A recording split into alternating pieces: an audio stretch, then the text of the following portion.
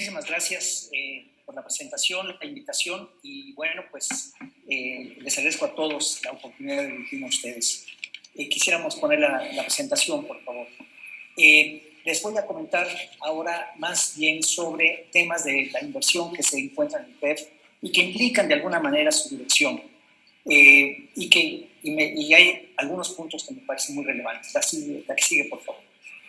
Hablaremos de la inversión como un motor del crecimiento, la inversión pública y su efecto en la inversión privada, el Estado de Derecho y el impacto en la inversión privada y las divergencias crecientes del PIB potencial respecto al PIB esperado. Un último comentario al final sobre el endeudamiento, que sería realmente motivo de la otra mes, vamos, de la ley de ingresos, pero que viene a cuento en lo que voy a plantear. La que sigue, por favor. Se estima que por cada 100 pesos invertidos en la economía, el PIB se incrementa en el corto plazo alrededor de 53 pesos. Por ejemplo, de junio del 2009 a marzo del 2018, se mostró un incremento acumulado de la inversión del 27% y el PIB aumentó más que eso. A diciembre del 2018, la inversión fija aportaba casi el 20% del PIB. Antes de la pandemia, al segundo trimestre del 2021 aporta el 17.7%, es decir, ha venido cayendo la inversión.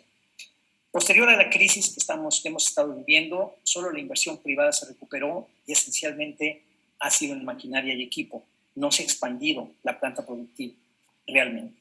La que sigue, por favor. Las peores contracciones que hemos vivido pues son del 2000 a diciembre del 2000 a marzo del 2002, cayó 8.8% la inversión. En diciembre del 2018 a marzo del 2020, 7.7%, antes de la pandemia todavía. O sea, después de la pandemia pues fue mayor. La inversión fija bruta en el país no venía bien desde antes de la crisis sanitaria, ya desde hace varios años, ni siquiera con del 2018 para acá, sino desde antes, en ninguno de sus componentes. El gobierno federal, sin embargo, no contrarrestó la caída y concentró la inversión pública en proyectos con pocas externalidades, es decir, con pocos eslabonamientos hacia adelante que permitan mayor crecimiento de la inversión en general y de la privada en particular. Eso se presenta también en este presupuesto de 2022. La que sigue, por favor. Si uno mira los primeros 15 meses de los últimos 4 sexenios, hasta antes de la pandemia, uno ve cómo se comportó la formación bruta de capital fijo, es decir, la inversión en el color verde, y luego su desglose en lo público, el azul, y la privada, el amarillo. Uno puede ver cómo efectivamente se ha venido cayendo la inversión desde hace tiempo, y esto es un problema, como vamos a ver, para la creación de empleo y la creación de prosperidad. La que sigue, por favor. Por ejemplo, en el PEF del 2022, la inversión asciende a 573.6 miles de millones de pesos. Es mayor que la que tuvimos en años anteriores, pero se concentra en un 85.9% en la cartera de proyectos de los prioritarios por parte del Ejecutivo Federal. Pemex concentra el 66.5%, el Tren Maya y la Comisión Federal de Electricidad. Juntos, estos 3 proyectos se llevan casi el 86% de toda la inversión pública en el país. Es decir, vemos una caída por un lado y además una concentración en muy pocos proyectos que a su vez no tienen las externalidades que deberían de tener. Es decir, la generación de mayor inversión privada, por lo que vamos a ver en un momento. La que sigue, por favor. Por ejemplo, en esta cartera, para ponerle números, esta cartera de proyectos que ya decimos, Pemex absorbe 76,000 millones de pesos adicionales, pero áreas tan importantes como educación y salud apenas muestran un incremento de 995.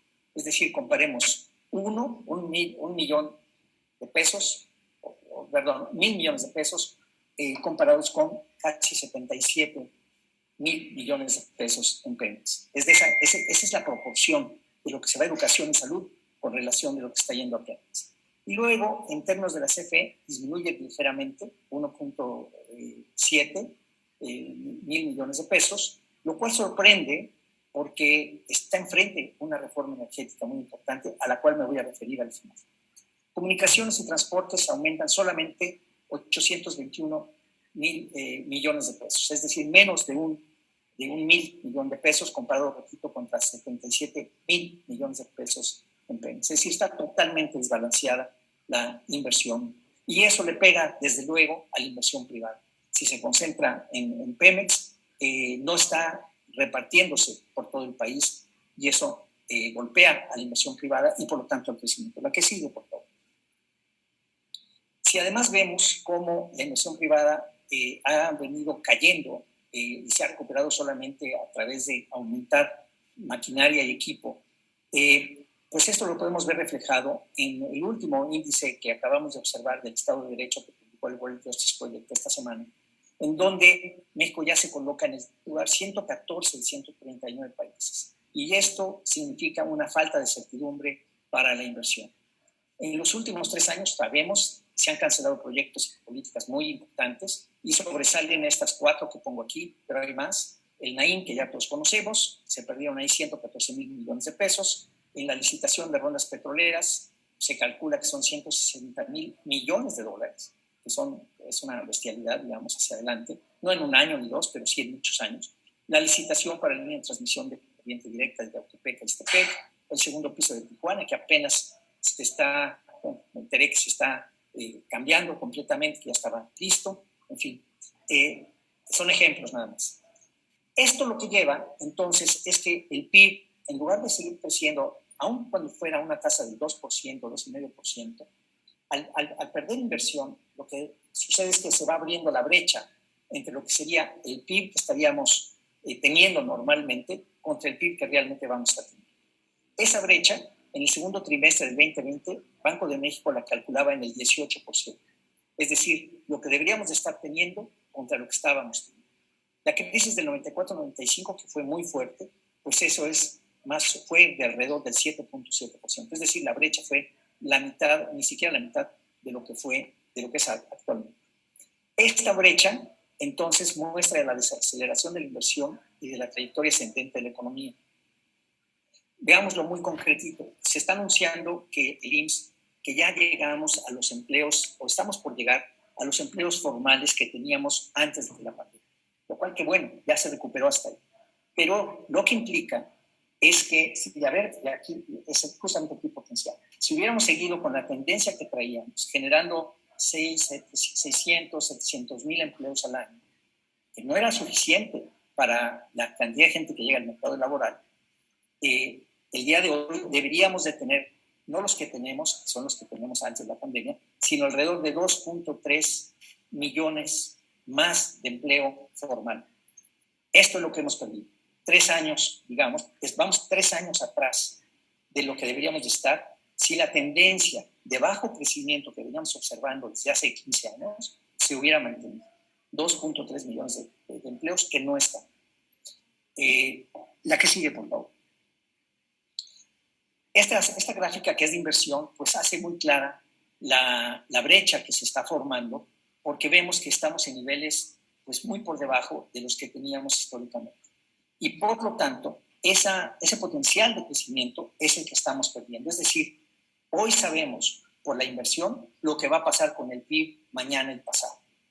No es una sorpresa, no puede ser una sorpresa lo que va a suceder más adelante. Y menos si los incentivos a la inversión privada están siendo pues lastimados. La que sigue, por favor.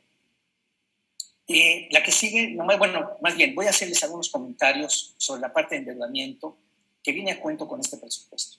En primer lugar, señalarles a ustedes que el techo de endeudamiento que fue solicitado para el 2022 asciende a 1,012,000 millones de pesos. Esto es superior al aprobado para el 2021 en 10,8% real. En otros documentos del Centro de Estudios de Finanzas Públicas se compara este 1,200,000 contra lo que se espera que fue en el 2021 y se ve un crecimiento chico del 4%, dice el propio documento del Centro de Estudios. La diferencia es que esto que se está mostrando como lo que va a pasar en el 2021 es muy superior a lo que se aprobó en el presupuesto del año pasado. Es decir, ahorita se está haciendo parecer como que el crecimiento es muy pequeño, cuando en realidad, si lo comparamos con el aprobado el año pasado, el brinco es de imagínense, 1.2 billones de pesos. Entonces, si uno compara la cifra de 2019 para acá, tenemos que el techo, digamos, los requerimientos financieros del sector público están alrededor de 1.35, 1.4 billones de pesos adicionales. Perdón, 3.4 billones de pesos adicionales del saldo que teníamos en el 2019 al saldo que tenemos al día de hoy desde aprobarse esto. Estamos hablando de un crecimiento de más del 30% del saldo total de la deuda. Se habla de que no ha crecido la deuda. Sí, sí ha crecido en términos nominales, en términos reales y también como porcentaje del PIB. Esto quisiera llamar la atención. Y por último, y para cerrar, este presupuesto no toma en cuenta en lo absoluto la aprobación potencial de la reforma energética y las consecuencias presupuestales que esta tendría en el corto plazo. No está preparado este presupuesto para esa eventualidad, lo que significa que cuando ustedes revisen esa ley, esa iniciativa de cambio constitucional, tendrán por ley que tener un estimado del costo que eso va a significar. Y si pensamos que tendrá que haber indemnizaciones, aunque el señor Bartlett diga que no, de que se tendrá que indemnizar a muchísima inversión, se calculan 40 y tantos mil millones de dólares de inversión privada en ese rubro, y que se tendrán que hacer otro tipo de gastos, incluyendo lo que le va a pasar a las AFORES, que están invirtiendo en justamente esas centrales generadoras de electricidad, que también tendrá que ser revertido de alguna manera, o van a perder todos los pensionables con las AFORES, 6 mil millones de dólares están metidos ahí. Entonces, el costo va a ser mucho mayor. Y con esto termino. Lo que quiero dejar con una mayor evidencia, y por eso me metí a este tema, es que este presupuesto, tal y como está planteado, no contempla la aprobación de la reforma energética, y si se llegara a aprobar, desbarataría totalmente la lógica de este presupuesto y habría que volver a sentarse, porque ni siquiera el techo de endeudamiento que fue aprobado recientemente sería suficiente para poder afrontar ni siquiera los primeros meses de lo que significaría un cambio constitucional de esa magnitud. Muchísimas gracias por su atención.